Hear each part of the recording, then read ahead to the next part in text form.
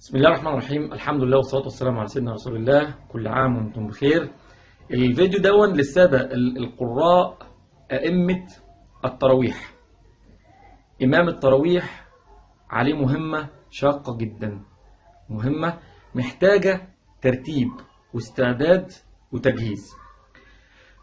طبعا كتير من قراء التراويح بيشتكوا من بيتعبوا في وسط الشهر الكريم، في مجهود لصوتهم، صوتهم بيتحاش كذا.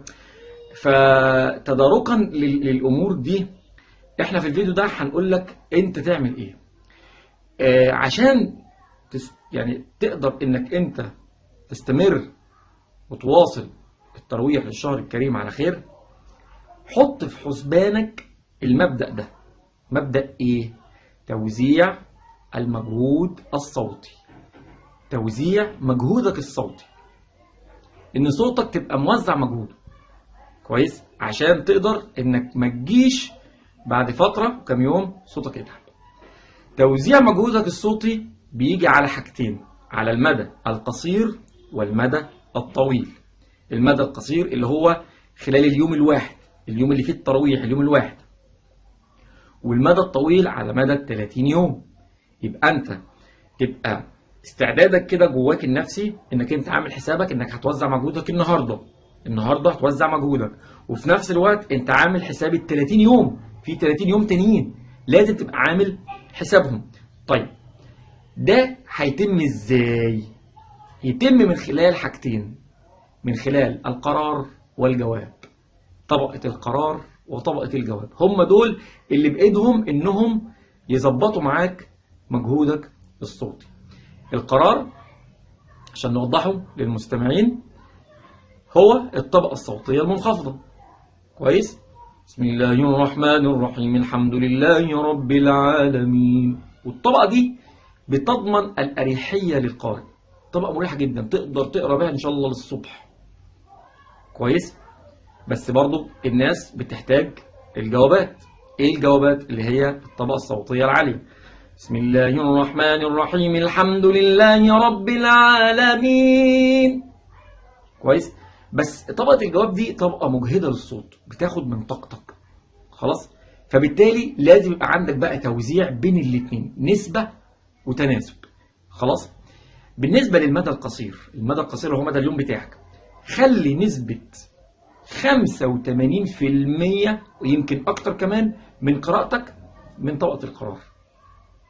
على مدى اليوم، على مدى اليوم الواحد 85% قرار، وال15% الباقيين جوابات. يعني انت لو بتقرا 100 آية يبقى 85 آية في القرار و15 آية في الجواب.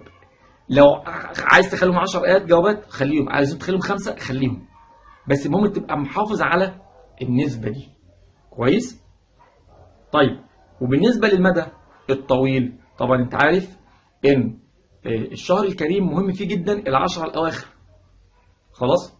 العشر الأواخر الناس بتبقى منتظرة من القارئ، في خاصة كمان في ليلة القدر، إن تسمع من القارئ. فبالتالي أنت بقى مع العشر الأواخر أنت في الأسبوع الأولاني خلي برضو نفس النسبة شغال بيها لحد ما تيجي عند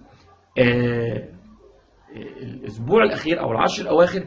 زود بقى نسبة الجوابات شوية، بدل ما هي 15 على أقصى تقدير خليهم 20 25. ليه؟ الناس بتحب تسمع، وحتى لو صوتك يعني نوعا ما أجهد شوية أو خلاص كلها كمية وإيه وتنتهي من التراويح. الموضوع ده مهم جدا، مهم جدا عشان أنت تضمن لنفسك إنك تستمر. ما ينفعش إنك أنت تيجي بعد أسبوع وتقول للناس في المسجد عندك يا جماعة معلش أنا آسف أنا مش قادر، لا. او انك تكون مسافر في بلد اسلاميه وعامله حسابها انك انت هتقيم لها التراويح وتيجي لا. خلاص؟ فلازم تبقى عامل حسابك كده. ما ينفعش انك اول ما تبدا التراويح في اول ركعه من العشاء انك تبدا عادي. بسم الله الرحمن الرحيم الحمد لله رب العالمين الرحمن الرحيم مالك يوم الدين إياك نعبد وإياك نستعين. طب لما انت تبدا كده في اول ركعه ما هتعمل في الباقي؟ انما تبدا كده بسم الله الرحمن الرحيم الحمد لله رب العالمين. شايف؟ تقرا بقى وخلي ال 15% دول بقى يا زكي خليهم امتى بقى؟ خليهم مع ركعتين الشفع والوتر اللي هي بقى ايه؟ اخر اليوم.